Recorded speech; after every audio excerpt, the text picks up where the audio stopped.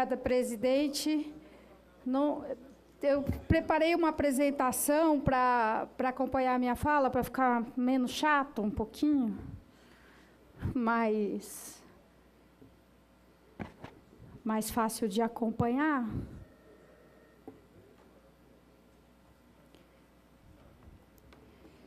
Vou aproveitar a ocasião aqui para falar das conclusões da CPI dos valets, que teve a sua última reunião na segunda-feira da semana passada. Os vereadores membros da CPI terminaram a comissão com alguns compromissos firmados. Aliás, eu tenho sempre essa preocupação, terminada a CPI, o que é que vem depois, né? Pode ser simplesmente a publicação de um relatório, que a gente pede que seja remetido para autoridades diversas, para Ministério Público, para órgãos do governo.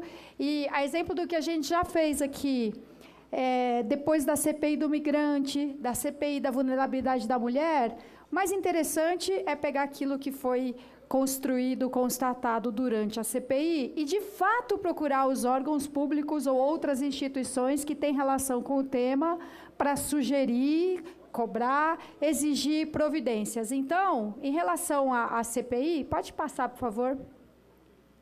É só um resumo, né? Primeiro, principais encaminhamentos, principais compromissos feitos pelos vereadores.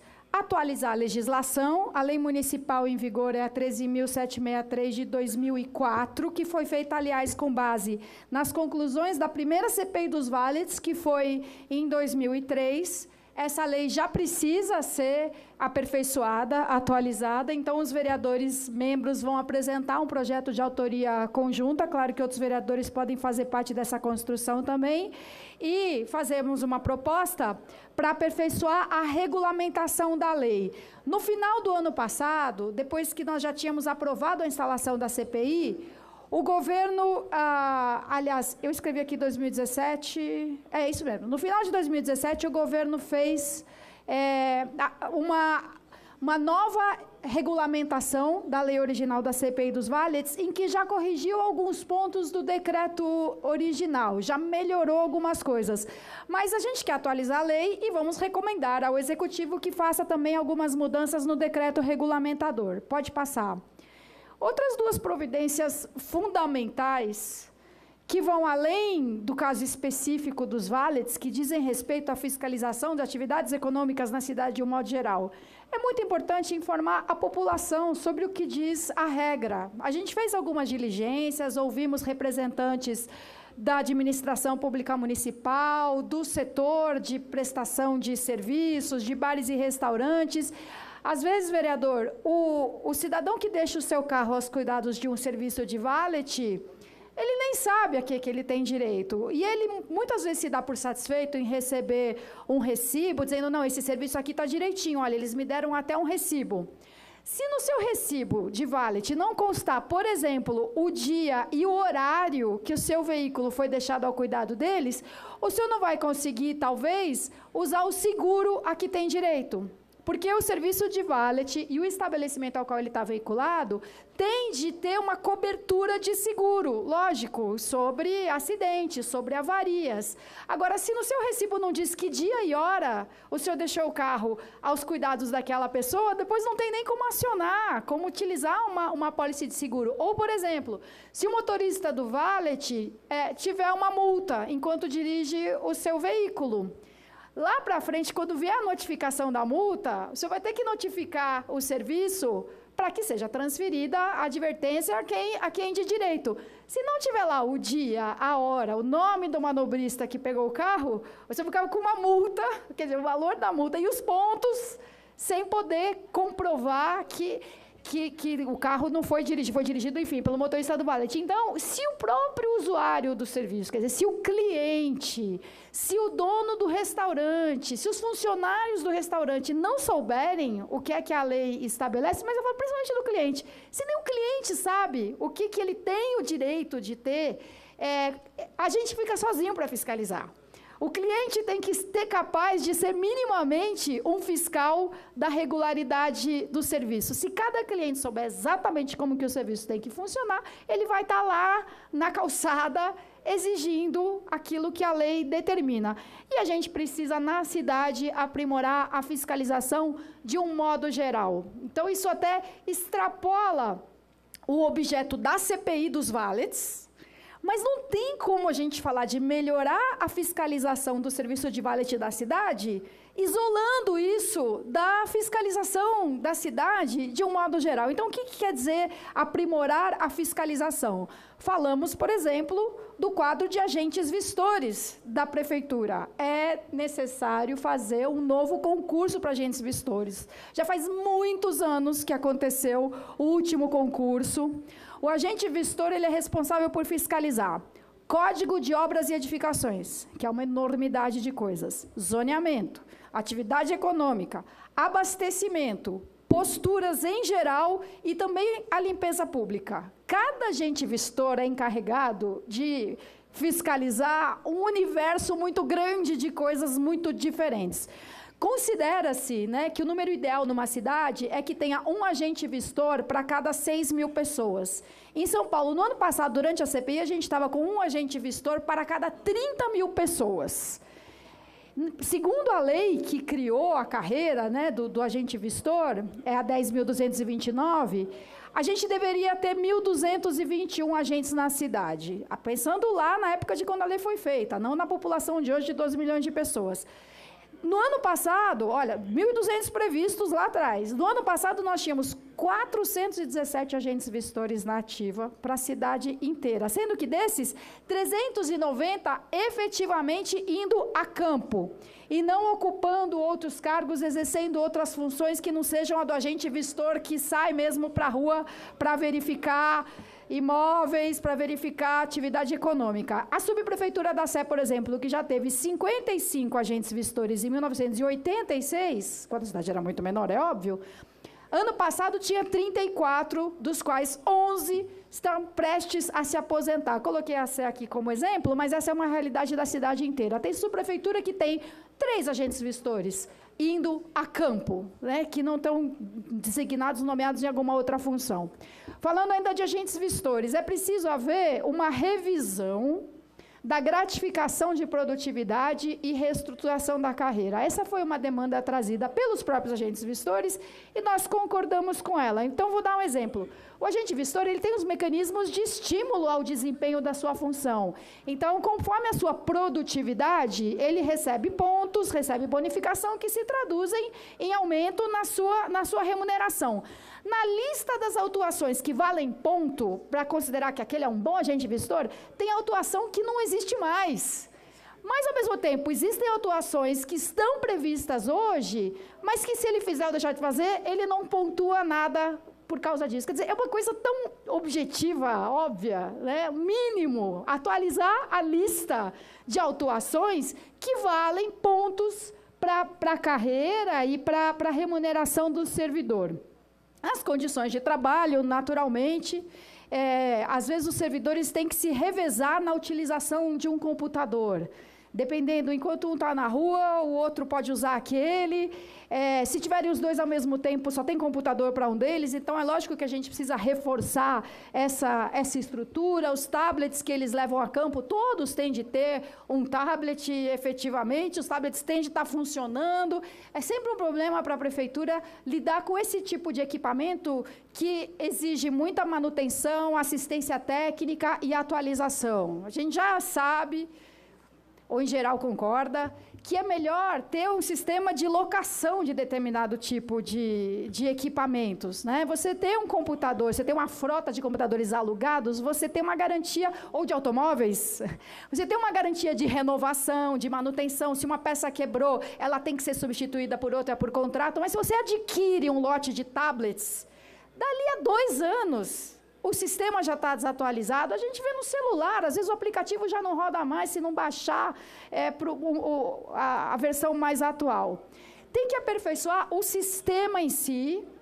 Já fizemos grandes progressos nos últimos anos com a digitalização do processo de um modo geral, mas sempre tem alguns problemas ali na interface com o usuário.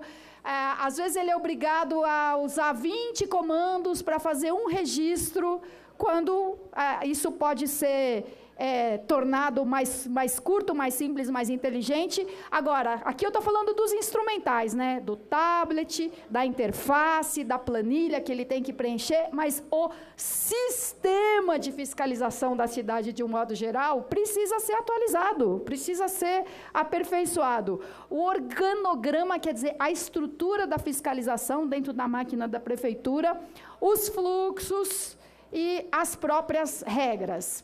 O que nos foi trazido aqui como proposta e tudo que nós concordamos, né, acatamos e trouxemos aqui para nossas conclusões.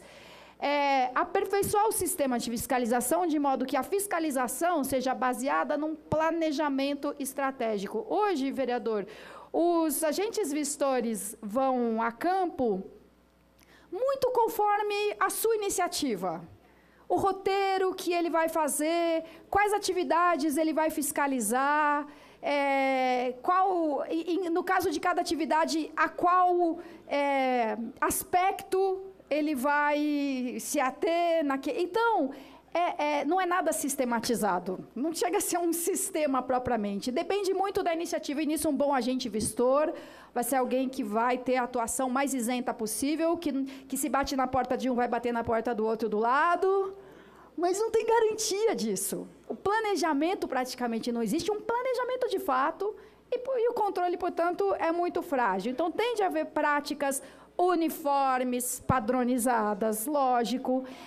Os próprios agentes vistores, o sindicato nos trouxe isso, que sejam estabelecidas metas a serem alcançadas pela fiscalização, que não seja uma coisa sempre reativa, você vai a campo, vê o que acontece e toma uma providência, mas que você já vá a campo com algum objetivo em mente, quantificado, mensurável, do qual se possa prestar contas, com uma atuação mais técnica e transparente e a diminuição de interferências externas. Resultado esperado, que haja uma redução das demandas, mais rapidez nos atendimentos e resoluções, porque, é claro, se o munícipe faz 20 reclamações a respeito de um determinado estabelecimento, do mesmo estabelecimento, e faz 20 por quê? Porque a fiscalização não foi, porque a providência não foi tomada.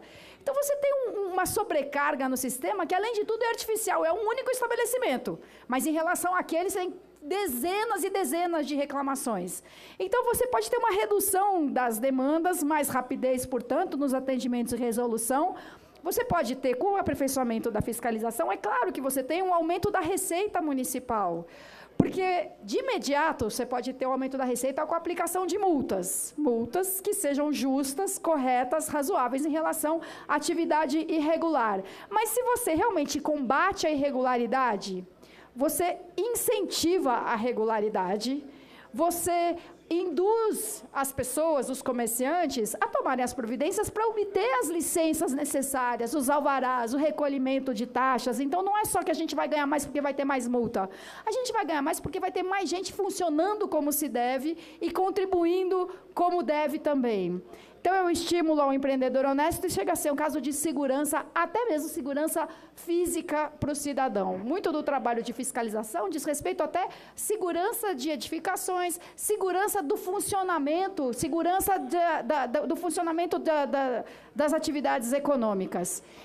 Quais seriam essas metas a serem alcançadas num sistema de fiscalização? Alguns exemplos.